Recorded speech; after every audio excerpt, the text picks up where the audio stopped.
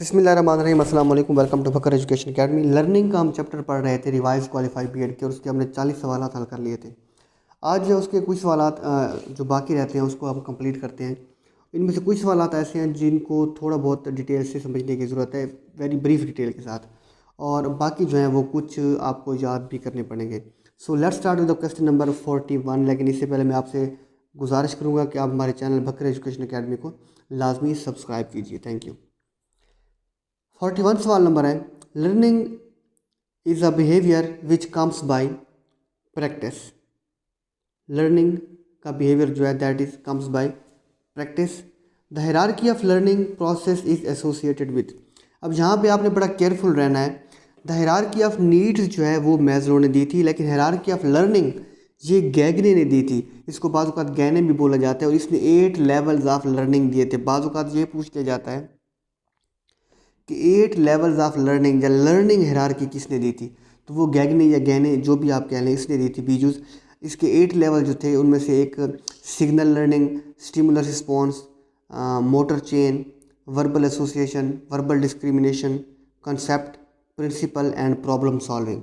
ये 8 प्रिंसिपल जो थे, ये बहुत ही इंपॉर्टेंट टॉपिक है। इसको अगर थोड़ा डिटेल से पढ़ा जाए, लेकिन मसला ये है कि मैं इन थेरीज़ को इन डिटेल अलग अलग इसलिए नहीं पढ़ता क्योंकि आप लोग जो हैं, बहुत सारे व्यूअर्स जो हैं वो मैंने देखा है एनालिटिक्स में यूट्यूब के, कि वो पास पेपर और हालशुदा पेपर्स और इनको ज़्यादा तवज्जो देते हैं और थेरीज़ और इन डिटेल पढ़ने में ज़रा कम दिलचस्पी रखते हैं। तो फिर मैं भी साफ ज़ाहिर है इसकी जो तफसील की स्टडी है, अब टाइम भी कम है तो फिर मैं इनमें नहीं पढ़ रहा। तो पर आपको ये फ़र्क होना चाहिए कि हायरार्की ऑफ नीड्स जो है that was given by Maslow, और हायरार्की ऑफ लर्निंग इसके 8 स्टेप्स थे, वो गैगने ने दी थी। Forgetting the picture with the passage of time can be explained as. Forgetting की जो कॉन्सेप्ट हैं वो एबिंगॉस ने दिए थे। Forgetting the picture with the passage of time can be explained as decay through disuse. यानी कि अगर आप एक मेमोरी को यूज़ नहीं करेंगे तो वो आहिस्ता आहिस्ता वक्त के साथ साथ वो जो समझे तहलील हो जाएगी, ख़त्म हो जाएगी, डीके हो जाएगी। So that is called decay through disuse. While the rapid learner progresses quickly through the program material, the slow learner moves less rapidly. The principle of learning applied in this situation, that is called active participation. उसके बाद है जी, one who has learned to drive Maruti car drives an ambassador with a little difficulty. The phenomena illustrated is called। एक बंदे ने एक car की drive सीखी है और एक एम्बेसडर को ड्रॉप करता है, तो उसने क्या किया, जो जो लर्निंग की है उसको ट्रांसफ़र किया, उसको अप्लाई किया है। So this is called transfer of learning.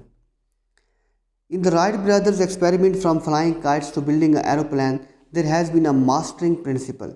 Mastering principle मतलब एक दो एक जैसी चीज़ों में मतलब हारमोनियस थिंकिंग करना, फिर उनसे एक आइडिया जनरेट करना, that is called mastering principle. A father promised to buy his son a transistor if he mows the lawn each week। अगर वो लॉन की जो है वो मतलब उसकी काट छांट कर देता है तो उसने प्रॉमिस किया है कि वो उसको एक ट्रांजिस्टर बाई करके देगा। So this is called an extrinsic reward. Extrinsic reward. A college student who often performs better in simple condition situations belong to be in the group having low anxiety. क्योंकि वो better perform कर रहा है, इसका मतलब उसका anxiety level low है। ठीक है, नो एंग्जाइटी नहीं करेंगे क्योंकि अभी वो बेस्ट परफॉर्म नहीं कर रहा, he is performing better, so उसका एंग्जाइटी लेवल जो है वो लो होगा। ईगोग्राफ प्राइमरीली मेजर्स वर्क, सी जो दुरुस्त होगी। The word association engine steam indicates a relation to casualty. Casualty जो है इसको आपने याद रखना है। Zeigarnik effect indicates the continuing tension over a task that is. अब देखिए, जीगर नेक का लफ्ज़ आपने पता नहीं शायद पहली बार सुना हो, अगर नहीं सुन रखा है तो इसकी मैं आपको थोड़ी सी डिटेल बता दूं। इस थ्योरी का ताल्लुक जो है, इसका कंसेप्ट जो है, जीगर नेक का कंसेप्ट जो है वो गेस्टाल्ट की या थ्योरी ऑफ इंसाइट के साथ ताल्लुक रखता है। इस कंसेप्ट को ब्लूमा जीगरनैक, एक लेडी थी, रशियन लेडी थी ब्लूमा जीगरनैक, उन्होंने गेस्टाल्ट की थ्योरी में ये कंसेप्ट पेश किया था, जीगरनैक इफेक्ट। इसका मतलब ये होता है कि कोई भी काम जो आप जिसमें दिलचस्पी रखते हैं वो आपका काम अनफिनिश्ड रह जाता है, यानी कि अधूरा रह जाता है, तो आपको एक टेंशन रहती है ताकि वो आप उसको कंप्लीट करें। मिसाल के तौर पर बाज़ औक़ात लोग, लड़के लड़कियाँ फ़र्ज़ करें ड्रामा देख लेती हैं या कोई नावल पढ़ लेती हैं, तो उसकी एक ऐसे पॉइंट पर आ जाती हैं सस्पेंसिव किस्म की इन्वायरमेंट में या ऐसे पॉइंट पर, तो लेकिन वो किसी वजह से काम अधूरा रह जाता है, नेक्स्ट एपिसोड जो है अभी बाकी है, तो उसको ख़त्म करने की उसको जो टेंशन है वो दैट इज़ कॉल्ड ज़िगरनैक इफ़ेक्ट। यानी कि जो चीज़ आप चाहते भी हैं, जिसमें आप इंटरेस्टेड हैं और लेकिन अभी वो ख़त्म नहीं हुआ, आप उसको चाहते हैं कि आप फिनिश कर दें, दैट इज़ कॉल्ड ज़िगरनैक इफ़ेक्ट। क्योंकि गेस्टाल्ट की थ्योरी जो है वो एज ए होल पे बिलीव रखती है, टोटलिटी पे बिलीव रखती है। तो ज़िगरनैक इफ़ेक्ट यहाँ पे क्या होगा, indicates the continuing tension over a task that is pleasant and unfinished. B जो है दुरुस्त होगी, that is pleasant and unfinished. Pleasant भी है, आपको अच्छा भी लगता है, but it is still unfinished and you want to finish it. Memory is the mental power by which past experiences are both reorganized and recalled. Memory के ज़रिए reorganise भी किए जा सकते हैं, रिकॉल भी किए जा सकते हैं। In creativity sex and culture tendency to cultivate. Creativity refers to new production, कोई नई चीज़ पैदा करना। Creativity is a counterpart of intelligence. Creativity जो है वो इंटेलिजेंस से ही मतलब है, इंटेलिजेंस से ही आती है और इसको प्रैक्टिस के ज़रिए जो है स्ट्रॉन्ग किया जा सकता है creativity. Scientific and artistic creativity are highly correlated. Test of creativity measuring 3 aspects of divergent thinking was given by. अब देखिए डाइवर्जेंट थिंकिंग का जो कॉन्सेप्ट है ना, डाइवर्जेंट थिंकिंग, ये कॉन्सेप्ट दिया था गलीफोर्ड ने। गलीफोर्ड का एक इंटेलिजेंस का मॉडल था 3 डायमेंशनल। तो उसमें प्रोडक्ट, ऑपरेशंस एंड कंटेंट का जिक्र है, 3 चीज़ें थी और उनमें से एक जो है वो ऑपरेशंस में कन्वर्जेंट और डाइवर्जेंट थिंकिंग का भी कॉन्सेप्ट दिया गया था। अब ये क्या है, test of creativity measuring the 3 aspects of diverging thinking was given by Torrance. Torrance ने क्रिएटिविटी मेजरिंग के 3 एस्पेक्ट्स में से क्रिएटिविटी के मेजरिंग के 3 एस्पेक्ट्स को यानी कि स्टडी किया था। सो दैट इज़ कॉल्ड टॉरेंस। उसके बाद है जी, यानी कि डाइवर्जेंट थिंकिंग पे जो मज़ीद स्टडी की थी, दैट वाज टॉरेंस। उसके बाद है जी, artistic creativity involves uniqueness. Artistic जो है creativity that involves uniqueness. Who investigated that scientist are low in social desirability, that is Hussain सीजूज। आप इसको जो है वो याद करेंगे। Among the non test measurement of creative ability the laboratory is interview technique. Among the non test measurement, क्योंकि interview जो है वो फेस टू फेस डिबेट होती है किस्म की जो है, तो उसमें मेजरमेंट या टेस्ट मेजरमेंट नहीं होती, बल्कि एक मुकालमा होता है या सवाल जवाब होते हैं। The creative potential can be improved by creativity जितनी भी है, क्रिएटिव जितना पोटेंशियल है, that can be improved by proper training. Who asserted that a highly creative man must be a high level of intelligence. ये किन लोगों का ख्याल है कि जो क्रिएटिव मैन है उसकी इंटेलिजेंस भी ज़्यादा होनी चाहिए। ये ब्रिटिश साइकोलॉजिस्ट की थॉट है। ये जो है दुरुस्त होगी। Which test can measure adult creativity. Adult creativity को कौन सा टेस्ट मेजर करता है, that test is called TTCT। ये जो है वो दुरुस्त है। उसके बाद है what can the questionnaire and item in inventories measure creativity at all ages. Signal learning one of the 8 types of Gagne. ये भी मैंने आपको पहले ही सवाल में, मेरे ख्याल में पहले दूसरे सवाल में बताया। Hierarchical classification learning commonly termed as. Signal learning का जो पहला उसकी जो 8 लर्निंग के एरियाज़ हैं, उनमें से पहला जो है वो सिग्नल है, तो उसको एक दूसरे नाम से भी पुकारा जा सकता है, that is chain learning. In creativity ruralization always inhibits it. Creativity increases with practice. Creativity among the poor children is always cultivated. B जो दूसरा कल्टिवेटेड का मतलब क्या है, उनमें ये चीज़ जो है यानी कि ये एक डेलिब्रेट एफर्ट है, ऐसे नहीं है कि मतलब है बस खुद ब खुद पैदा हो जाएगी, बल्कि इसको पुअर चिल्ड्रन में इसको बाकायदा डेलिब्रेटली इसको सिखाना पड़ेगा, उसको इम्पार्ट करना पड़ेगा. Identifying creative individual is a scale which measures creativity. Creative skill जो है वो क्रिएटिविटी को ही मेजर करेगा. Pavlov studies on conditioning are called. Pavlov की जो स्टडीज़ हैं वो क्लासिकल कंडीशनिंग कहलाती हैं, स्किनर की जो है ऑपरेंट कहलाते हैं. Both proactive and retroactive inhibits are due to proactive and retroactive are due to repression. उसके बाद है जी cognition can be stated as knowing. Cognition का मतलब जो है वो माइंड के साथ होता है. Knowing. Idiotic memory is the memory of photographics. डी जूस जो है दूसरा है the process in which already memorised material become difficult to recall because of material memorised after it. That is called retroactive inhibition. ये भी ऊपर सवाल है तो अब मैं आपको बता देता हूँ कि रेट्रोएक्टिव इनहिबिशन क्या होती है. देखिए रेट्रोएक्टिव इनहिबिशन क्या होती है कि हम पुरानी चीज़ों को इसलिए भूल जाते हैं, पहले याद की हुई चीज़ों को इसलिए भूल जाते हैं क्योंकि हमें उससे बाद वाली चीज़ों को याद रखना पड़ता है, तो हमारा फोकस बाद वाली चीज़ों पर चला जाता है, तो इसलिए पुरानी वाली चीज़ें पहले वाली चीज़ें हमें भूल जाती हैं. सो इस प्रोसेस को कहते हैं रेट्रोएक्टिव इनहिबिशन.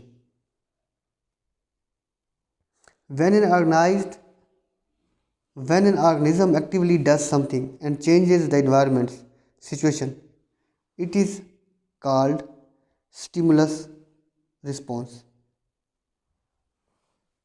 उसके बाद है जी one of the following is a crucial component in studies of condition reflex, that is time. condition reflex को आप यूँ समझ लें, condition response ही समझ लें, और उसमें जो है वो सबसे अहम चीज़ जो है वो टाइम का फैक्टर है. The most effective stimulus for eliciting fear response in infant is loud noise. उसके बाद है जी much learning takes place through all of these. Problem solving के ज़रिए भी है, कंडीशनिंग अलोन के ज़रिए, इमिटेशन सारे के ज़रिए जो है वो लर्निंग टेक प्लेस करती है. The stimuli in classical conditioning are presented in the order. Classical conditioning में किस आर्डर के साथ स्टिमुलाई जो है वो प्रेजेंट किए जाते हैं. देखिए जो भी चीज़ सिखानी है तो जिससे कंडीशन करना है उसको पहले परफॉर्म किया जाता है, उसके बाद जो है असल ओरिजिनल या नेचुरल या अनकंडीशनल चीज़ को परफॉर्म किया जाता है और बाद में वो चीज़ पेश की जाती है. मिसाल के तौर पर कुत्ते को जब खाना पेश किया जाता था या मीट पेश किया जाता था, पहले बेल बजाई जाती थी. अब बेल क्या है, दैट इज़ कंडीशन स्टिमुलाई, और उसके बाद खाना दिया जाता था, दैट इज़ अनकंडीशन स्टिमुलाई. ठीक है जी. अब इसकी तरतीब यूँ बनेगी, पहले कंडीशन स्टिमुलाई बाद में अनकंडीशन स्टिमुलाई. सो बी जो है वो दुरुस्त होगी. इन इंस्ट्रूमेंटल और operant conditioning the organism operates on the environment. सारी जो बिहेवियरिज्म की स्टडी है वो इन्वायरमेंट पर फोकस करती है, तो ये जो है वो दुरुस्त होगी.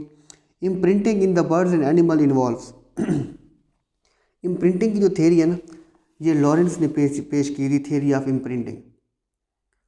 इसमें उसने बतख के बच्चों पर या बतख पर जो तजुर्बात किए थे, गूजलिंग्स पर. ठीक है. अब वो ये चीज़ नोटिस की गई थी कि परिंदे जो है वो कैसे एक दूसरे को फॉलो करते हैं और कैसे जो वो स्किल सीखते हैं जो उनके पेरेंट्स में पाई जाती हैं तो उनके बच्चों में भी पाई जाती है. तो उनकी बेसिकली स्टडी का मतलब जो था कि इनमें इंस्टिंक्ट्स की बेस पर जो है वो लर्निंग होती है. तो ये बेसिकली इंस्टिंक्ट्स की जो है वो स्पोर्ट्स में ये थ्योरी पेश की गई थी. सो इस प्रोसेस को इम्प्रिंटिंग कहते हैं. और imprinting in the birds and animal involves instinctive response. ठीक है जी, क्योंकि उसमें पैदाइशी तौर पर एक ऐसी जिबिलत पाई जाती है जिसको वो सीख लेते हैं. तो ये वो उन्होंने फाइंड आउट किया था, इंस्टिंक्टिव रिस्पॉन्स. और ये इंस्टिंक्टिव थ्योरी है लॉरेंस की गूजलिंग के तजुर्बात पर. The number of responses of the same sort made in unit time are called speed of responses, यानी कि यूनिट टाइम में जितने रिस्पॉन्स होंगे स्पीड होगी उनकी। 20 जो है दुरुस्त है। For conditioning to take place the condition stimulus and unconditional stimulus interval must be around 1 second, यानी कि अगर आप कंडीशन कर रहे हैं किसी चीज़ को अनकंडीशनिंग को रिप्लेस करने के लिए, अनकंडीशनल स्टिमुलस के साथ रिप्लेस करने के लिए, तो उन चीज़ों का आपस में जो मतलब है ताल्लुक़ है, उसका जो दौरान है परफॉर्म करने का वो 1 सेकेंड होना चाहिए बस, यानी कि बेल बजी और फ़ौरन जो है वो खाना पेश। तो इसी तरह जो है ताकि उसको एसोसिएट करने में आसानी हो कि ये दो चीज़ें साथ साथ साइड बाय साइड परफॉर्म हो रही हैं, ताकि वो उसका अंदाज़ा हो सके कि ये चीज़ कोई ना कोई मैसेज कन्वे कर रही है। Which two things any reinforcer will do at the same time? Attract and reward. Attract and reward जो है मतलब है अट्रैक्ट करना, उसको स्टिमुलेट करना, अट्रैक्ट करना, और फिर उसको रिवार्ड भी देना ताकि वो स्ट्रेंथन हो सके behaviour. When previous behavior to stop hinders too much in a new situation, then there is a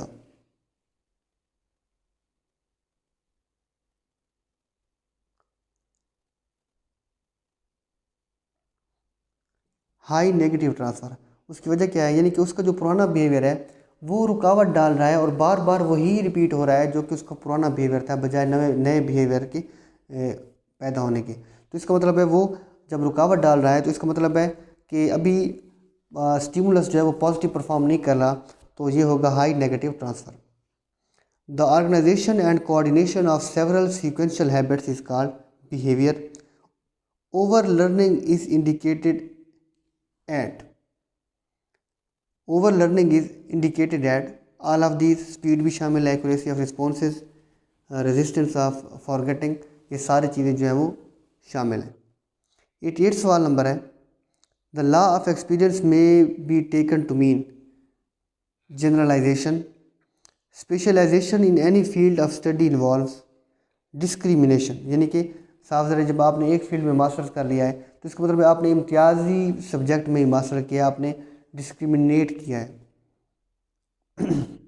या कोई भी इस तरह की कोई चीज़ है तो डिस्क्रिमिनेशन होगी। Performance least based on learning is due to development. Operant conditioning is associated with Skinner. The perceptual response to stimuli is essentially objective. तो ये लर्निंग के बाकी सवाल आते हैं, इनमें से कुछ आपको बिल्कुल याद करने पड़ेंगे, कुछ को मैंने ट्राई किया आपको समझाने की। Keep watching. अल्लाह ताला आपको हमें नासिर। अल्लाह हाफ़िज़।